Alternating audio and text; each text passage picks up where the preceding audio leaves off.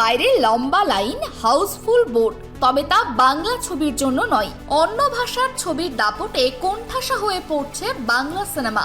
সাম্প্রতিক রিপোর্ট বলছে ধুরন্ধর 2 এর জয়যাত্রা অব্যাহত থাকলেও আশানুরূপ ব্যবসা করতে পারেনি কর্পূর। এই ট্রেন্ড কি বাংলা ছবির ভবিষ্যতের জন্য অশনি সংকেত? এই প্রশ্নই এখন ঘুরপাক খাচ্ছে স্টুডিও পাড়ায়। বিষয়টি নিয়ে ক্ষোভ এবং আশঙ্কা প্রকাশ করেছেন টলিউডের নামী পরিচালক ও কলা কুশলীরা। কন্টেন্টের অভাব নাকি হল বন্টনের সমস্যা? দায় কার? বাংলা ছবি দেখা নিয়ে দর্শক কিন্তু হলমুখী হচ্ছেন না, হচ্ছে না তো। ছবি ভালো বানালেই আসবে দেখতে। সেখান থেকে দাঁড়িয়ে কি বলবে, যেখানে ধুরন্ধর 2 অন্য ভাষার একটা ছবি, এত মানুষ রমরমিয়ে। হ্যাঁ, দেখি এক একটা বড় সব ছবি সে সব কিছু কল্পনা করা যায় না।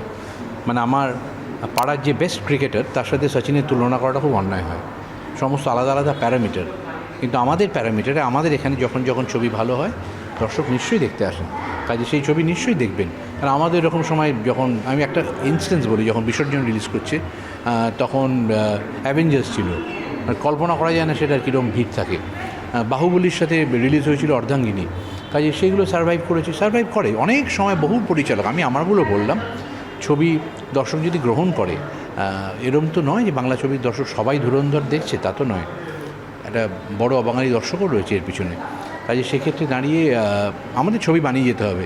বড় ছবি আসবে, পাশাপাশি কিছু করার নেই, সবাইকে মেনে নিতে হবে। সারা ভারতবর্ষ মেনে নেয়, আমাদেরও মানতে হবে। সেখানে আবারও সে মানে ফিরদৌস হাসান যেটা বলছিলেন যে পছন্দ মতো দিন পাননি, স্ক্রিনিং কমিটি নিয়ে সমস্যা, এগুলো যদি ভেতরেই এই সমস্যাগুলো থাকে সেখানে এগুলো প্রযোজকদের সলভ করতে হবে। ডিরেক্টরের কম মনে হয়। ডিরেক্টর কাজ এক্সক্লুসিভলি মন দিয়ে ছবি বানানো। প্রিমিয়ার বলে কিছু করিনি। আগের দিন একটা করেছিলাম 18 তারিখে, জাস্ট ফর দ্য প্রেস। এবং আজকে কাস্ট, ক্রু এবং যারা আমাদের ওয়েল উইশার, মানে অনেকে থাকে যারা একটা ছবির মধ্যে না থাকলেও ছবির বাইরে থেকে অনেক কিছু হেল্প করে, তাদের জন্যই আজকে স্ক্রিনিং। আচ্ছা, বাংলা ছবি মুক্তি পেয়েছে, তবে এই নিয়ে কিন্তু বারংবার কথা হচ্ছে, কারণ পাশাপাশি দেখছে অন্য ভাষার ছবিতে দর্শক হলমুখে রমরমিয়ে দর্শক হল দেখছে। তবে ওই দিকে দাঁড়িয়ে কিন্তু একদিকে যদি আমরা কম্পেয়ার করি, সেই বাংলা ছবিতে সেই হিসেবে কিন্তু সেই রকম হাউসফুল বিষয়টা হচ্ছে না। কী মনে হয় যে কন্টেন্ট ভালো, তবু কোথাও একটা কিছু মানে মেবি আমি এটা তো দেখুন, সত্যি কথা বলতে, এটা যদি আমরা জানতাম যে কেন আসছে না, তাহলে তো আমি কেন, সবাই সিনেমা করতে শুরু করবো। তা আমিও জানি না যে কেন আসছে না। ভালো কন্টেন্ট বানাচ্ছি, ভালো ছবি বানাচ্ছি, তো ডেফিনেটলি আমাদের দিক থেকে আমরা চেষ্টা করছি। এখন দর্শক বাংলা ছবি দেখতে ইচ্ছুক কি না ইচ্ছুক, এটা তো মানে আমাদের দিক দিয়ে আমরা চেষ্টা করি সবসময় যে ভালো কন্টেন্ট তৈরি করার, ঠিকঠাকভাবে সারা বাংলা জুড়ে রিলিজ করাই, যাতে যে যেখানে আছে সময় মানে তার অ্যাভেলেবিলিটি হয় হলে যাওয়ার। কিন্তু এরপরেও যদি দর্শক না আসে এবং কেন আসছে না, সেটা যদি আমার যদি জানা থাকতো, তাহলে তো আমি সেরকমই ছবি বানাতাম যদি দর্শক আসবে। বলা হয় যে বাংলা ছবির জন্য প্রযোজক পাওয়া যাচ্ছে না, কোথাও কি এটাও একটা কারণ যে আস্তে আস্তে প্রযোজকও ভয় পাবে? তোমরা যারা মেবি দেখুন, একটা তো কমার্শিয়াল ফ্যাক্টর তো থাকেই।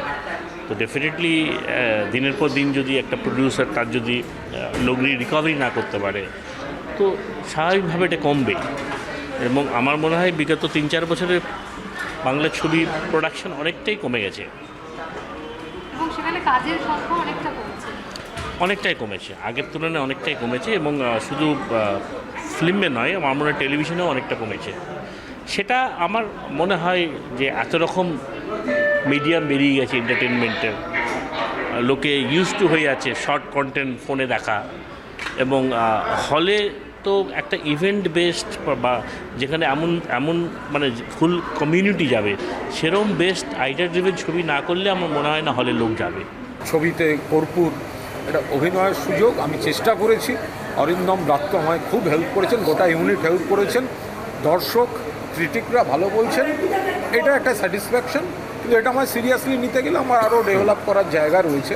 আগামী দিন যদি এইসব করতে চাই, তাহলে আমি আরও ভাববো। জিনিসটা তো ফাঁকিবাজি না, কিন্তু এবারের কাজটা যে মোটামুটি একটা, আপনারা সবাই ভালো বলেছেন, ক্রিটিকরা ভালো বলেছেন, দর্শকরা ভালো বলছেন, এবং ক্যারেক্টার এর কথা শুনছি।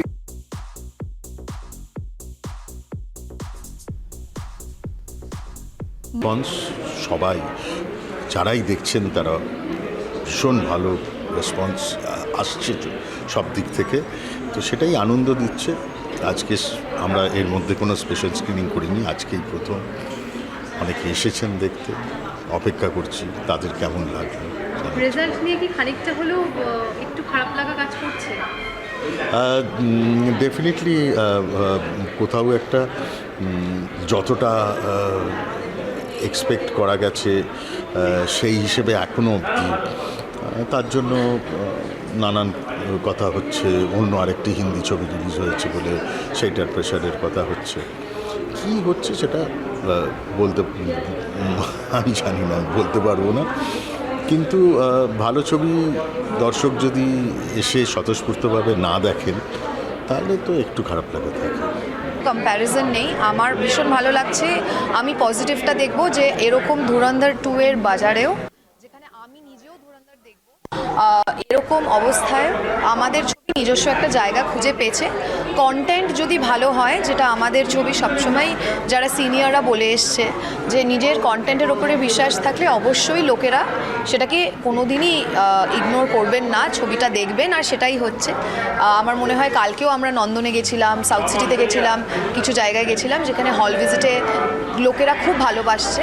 So content says it all, এইটুকুনিই বলবো। ভালো লাগছে যে আজকে অনেক মানুষ এসেছে দেখতে, আর আমার ধারণা যে এই সিনেমাটা প্রত্যেকটা মানুষের কাছে পৌঁছানো উচিত, কারণ এর মধ্যে অনেকগুলো বিষয় আছে যেগুলো মানুষের ভালো লাগবে, আবার মানুষ অনেক অ্যানালিসিস করতে পারবে, এবং একটা সময়ের দলিল এটা, তো সময়টাকেও সেভাবে তুলে ধরা হয়েছে।